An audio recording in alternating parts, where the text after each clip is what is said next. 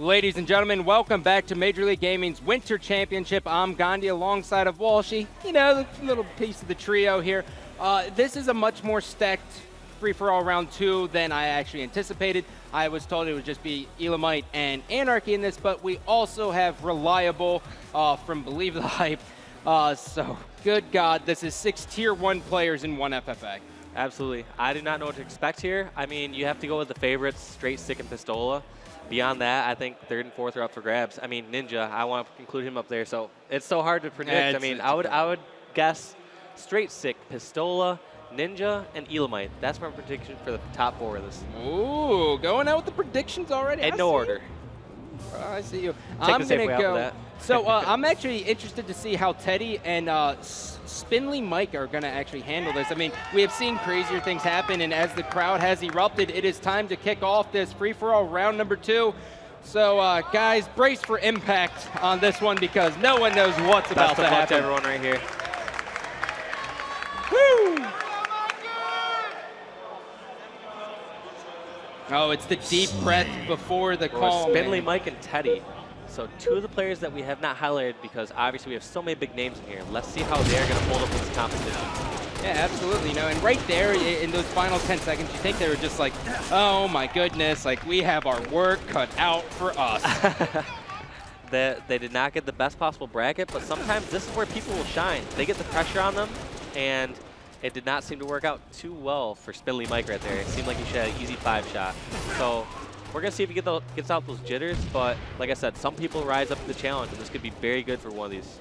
Yeah, but the one thing I did notice about him is that notice how he didn't stay with it. He didn't want to have any doubts on his shot, so he said, you know what, I still have full health bars. I'm just going to drop down and kind of regain my composure.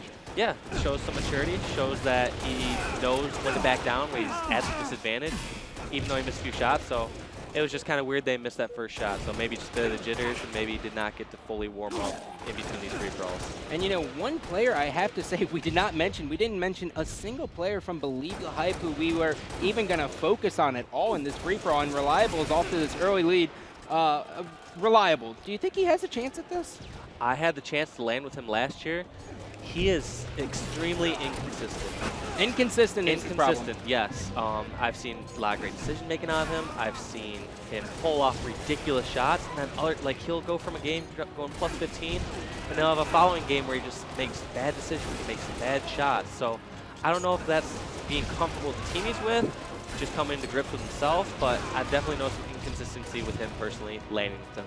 Yeah, and you know, he is on the screen with Elamite, and Elamite has battled through free-for-alls time and time again. Before he was really found in 2007 on the Straight Rippin' roster where he received his first tournament win, he was kind of a free-for-all kid because him and Strongside were just best friends and they always played free-for-all together, and there we're seeing some good shots, so he is definitely a force to be reckoned with. Absolutely, especially in free-for-all. That's why I predicted him in my top 4. He even actually, above Reliable, and so I'm almost want to like redo my predictions. Hindsight. I actually kind of want to say Spindly Mike, Reliable, Ninja. I'm sticking with my choices.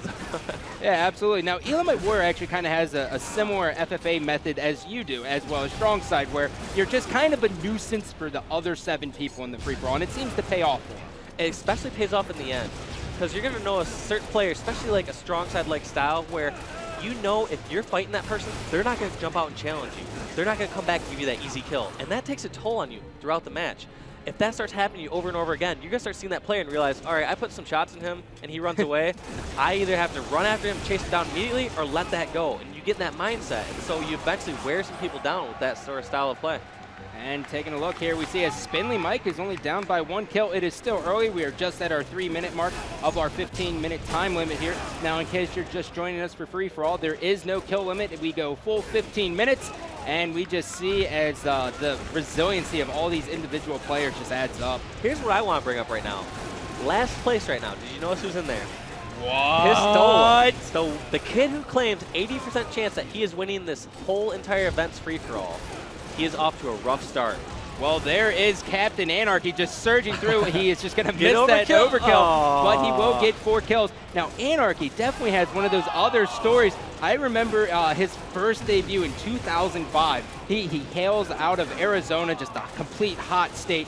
And Anarchy was just one of those players who was not a very team-oriented player at Vegas 05. I know you didn't attend that event, but he had like 57 kills and like 13 deaths and like a midship CTF. It's like, what are you doing? Yeah, so he's made his name. He's had some very successful lineups, and it's just I have not seen him perform well in Reach yet. And so this could be one of the things to shine. I mean, he's obviously he has his name that's followed him around from Halo 2, Halo 3, him and Ghost Yami doing many successful rosters through. Oh no!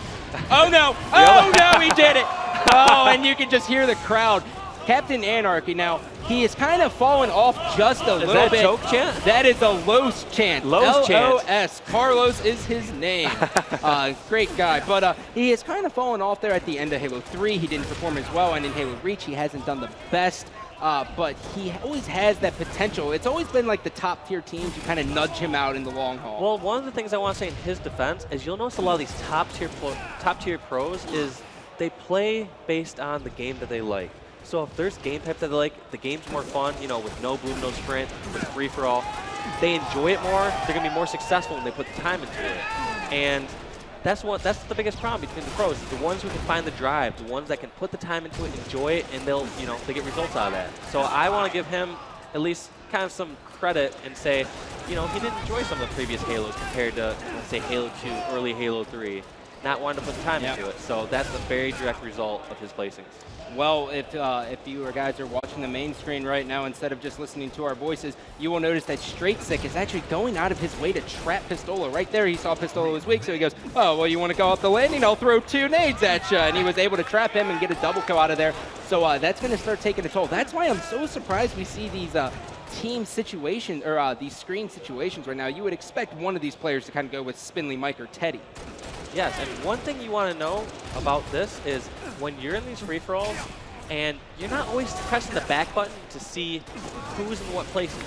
One thing to keep in mind is when you see that, though, is the players at the top of the list, they're going to play much more patient. They have time on their side, and they're not going to make as many stupid moves. Whereas you see these play in lower place, like, for example, Pistola. Anytime I would see him, I would get in a better position, I would just fight him and expect him to come out and challenge me. He's just got to be in panic mode. He is down by 14 kills, away from first place. He's in last place. He just wants to get anything he can do to get this game going for himself. Yeah, and now here comes the battle. Str8Sick will actually lose that battle to Elamite. So taking a look at the standings here, we have Captain Anarchy on top, Reliable in second place, and Elamite Warrior in third. And now here comes the battle between Str8Sick and Captain Anarchy. He will close that out. Here he is rewarded a triple kill here. He is only down by 5 kills. Will he get it? And Ninja will put a stop to his reign of terror. Listen to me next time. You don't want to make Walshy angry. And the needle rifle has been picked up. Gotta question that move. And Spinley Mike will make it back. Yes, get hydrated, Walshy. We're about 7 minutes away before just chaos is just dropped upon us. I just want to see what Pistola can do to bring this back right now. Got an unfortunate bloodshot right there, but he is in last place. He's got 9 kills to go just to get to 4th. So at this point, if he gets a killing frenzy, he's only in 4th by 1 kill. So he's got to be, you know, I can't hear the chant. What's the chant going on? I'm clueless in Seattle at this point. That movie was just terrible, wasn't it? But Pistola is in a battle. His shot's going a little bit haywire there. He's going to get cleaned up from top middle. Elamite and Reliable still doing an excellent job on their screen. The fans still want to see Pistola, but it is time to make a switch. Let's go on board with Reliable and Elamite, who are just doing an excellent job throughout this entire FFA at just holding this top 4. And look at this. Reliable is up by 3 kills, but the next highest is, what, 7 kills away? So we have a commanding lead between Reliable and Anarchy in first and second.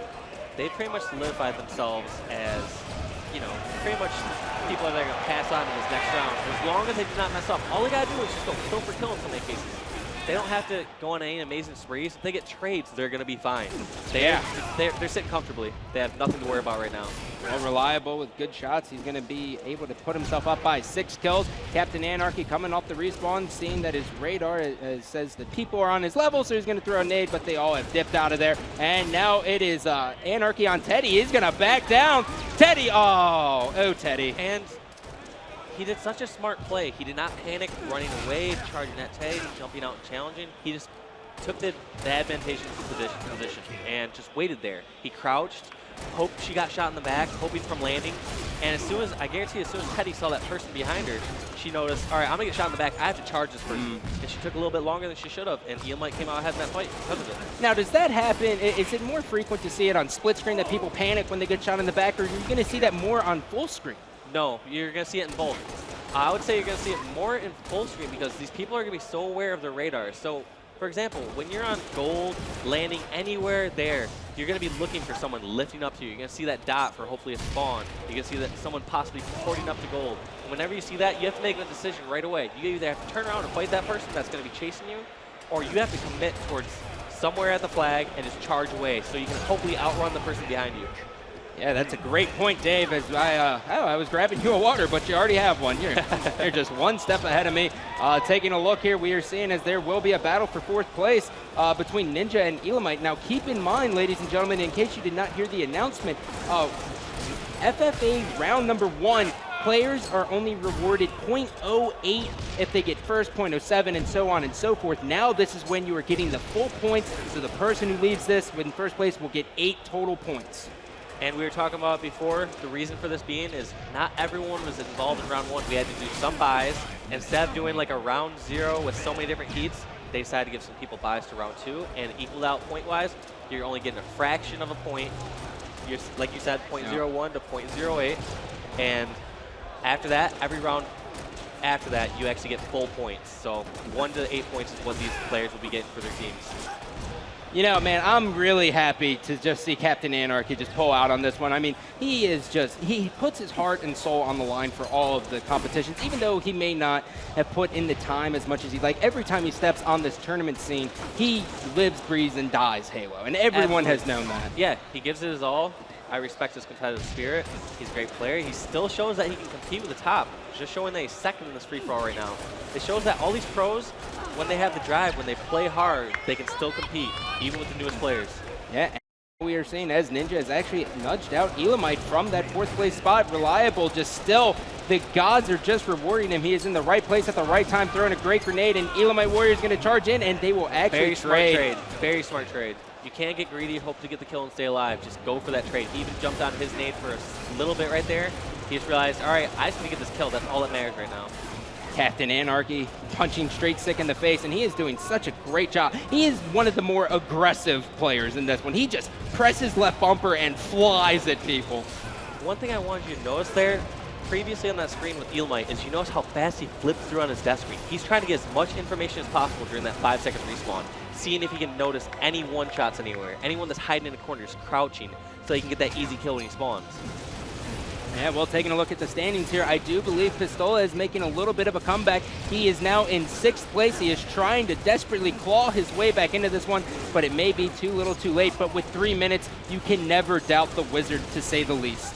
Absolutely. He has to pull out something, though, in order to come back. It's not guaranteed that he's passing. And in fact, I most likely think he is not going to. And one thing I wanted to point out to you was, if he doesn't come back from this, if he takes 5th, 6th, 7th, what's that going to do to Instinct Seed? You know, that's just one of those things that I don't have the answer to, Dave. You're riddling me here. I just want to point out that they could have some very hard earlier matches, possibly on split screen, possibly against hard teams early on in the tournament. And as we see, as we've known to see in the past, that's where a lot of upsets happen. You don't see the teams fully warm up until Sunday. Tournament Sunday is where you see Instinct shine. Yeah, I make a very valid point. And I mean, that's just one of those things we literally have to wait for. But that's going to put so much pressure on Ogre 2 and Roy and Lunchbox. They are relying on Pistola to come in here, but he is only down by 6 kills. It is definitely doable for him to do so. But really, Reliable has held on to this lead since the dawn of this round 2, and he has not even looked back. I agree. So Pistola has to step this up. And I just want to remind everyone, Instinct claims Pistola is their best free-for-all player. Pistola predicted himself to win this free-for-all. Nothing wrong with being cocky. Nothing wrong with being confident. Nothing wrong with that. You need to have confidence if you are going to win this. But I just want to point out that Instinct's possible best free-for-all player could be knocked out here in round 2. Well, paying attention to the top screen here, Elamite, he is just 2 kills now behind 4th place, which is going to be Ninja. Ninja also another player who really, he has to step this up because T-Squared got eliminated round 1. There is a lot riding on the line as Reliable is going to get cleaned up. Elamite Warrior coming off the respawn. He is just going to charge top middle and look for these kills. He has 2 people in front of him, cleans up a kill on Teddy, but he is getting shot by Reliable. Look at how much of a nuisance Reliable is being, just shooting Elamite. I want to point out that Ninja's last 2 deaths, or Elamite's last 2 deaths, have both come from Ninja. And if we can switch over to Ninja's screen at some point here, I want to point out that I guarantee Ninja is flipping through, looking for Elamite on his death screen, playing actually this smarter than Elamite is. Because right now you don't see Elamite flipping through and finding where Ninja is. Because all that Elamite has to do is beat Ninja at this point. He's the only one that's a threat, and I believe Ninja's playing this much smarter than Kyle is. Well, see, once again. Yep. You're right. Killed by him. We'll take a look at this. Pistola now is about 4 kills down, but we are into our final 45 seconds. It may be too little too late here as we are on board with Ninja and friends, which is going to be, I'm looking around, Ninja and Captain Anarchy. All right, so he knows Elamite's dead. So let's see what Ninja does here. He just has to hold on to this. Chase that kill and get this trade, worst case. You got to get it. Oh, and he is going to be Elamite cleaned gets up. some. So Elamite's only down by 3. If he gets some sort of spree, there's 2 kills he has. If Elamite's able to get 2 more. Oh, and Ninja was looking straight for Elamite. He knows that he just has to shut him down. Ninja has 2 players underneath this base. He is going to be pushing on them very hard. Ring around the Rosie. Ring around the Rosie! And he is not going to be... All right, yes, he gets the trade. That's all he needed. Elamite's only down by 1, though. If he can tie this up, we can go to a tiebreaker. 3 seconds. Will Elamite Warrior be able to do so? And no, he is not. He's going to fall short. But congratulations to Captain Anarchy making his presence known here in this free-for-all. But unfortunately, Elamite Warrior and I Got Your Pistola will be packing their bags on this Friday night and getting some good rest for tomorrow's 4v4 performance. 2 of the players I predicted to go on did not go on. So I predicted that horribly. I want to give some props out to Reliable and Anarchy for proving me wrong. They both played very well this free-for-all, especially Anarchy taking the win. Yep, now taking a look at the NOS performance of the match. Captain Anarchy just clawing his way back. He was down by 6 kills. He was able to nudge Reliable out. And if you notice, Str8Sick actually was able to get his way back in there and finish second. But Captain Anarchy, 56 kills, 20 assists, 49 deaths. It's all about that aggressive play style with Anarchy. All that matters is kills. Look at Ninja. Ninja going -7 and Elamite going +2 but getting knocked out. Obviously, Elamite is playing a little too passive, trying to stay alive a bit too much. Ninja's just going and getting the kills that he needed to, especially at the end. He was just charging after Elamite over and over again, putting shots at him. Because he realized every kill that Elamite didn't get was a kill in his favor. That's all he had to worry about was getting more kills than Elamite. Wow. And you know, even if Elamite would have gotten a lucky spawn, he would have actually advanced because of the kill-death ratio. He had him pretty much beat in every single category. So this is definitely just a complete shocker here. From the caster's booth. Never in my wildest dreams would I imagine that I Got Your Pistola would take 6 points and be eliminated in winner's bracket, FFA round 2. One of my top 3 choices, Pistola, let me down. Come on, Pistola. What's up with that? I mean, if there's one thing, you can't take this and say, oh, Pistola's going to suck this weekend at 4v4, because you would be a fool to think that. I mean, if anything, this just lights a fire under him, and he's just going to come out and destroy. He is the wizard. But nonetheless, we have our top 4 who are advancing, and I'm going to be zoning in right on Captain Anarchy. And as we said earlier, in round number 4, if all goes according to plan for Royal 2, your other prediction, he will be joining this just mess of players here. Yes, so they're going to have still a stacked free-for-all. Even though they got rid of Pistola and Elamite, it's still going to be very difficult free-for-all for the guys coming up. But one thing I just want to point out once again was, earlier on today, remember I talked to Lunchbox, I was like, hey, have you practiced split screen very much? He said, not really. I think I'm just going to breeze through the first few rounds. Yet, their best player gets knocked out. It's just a complete heartbreaker at this point. I'm sorry, Pistola. I still love you. But nonetheless, that is going to do it for FFA round number 2. When we come back, it's actually going to be Bravo and Walshy in the caster booth, so definitely make sure to check that out. I know I'm going to be listening. Just in case we don't say anything about you? Yeah, you know. That won't stop me. But we're going to cut to a quick commercial break, and we'll be right back.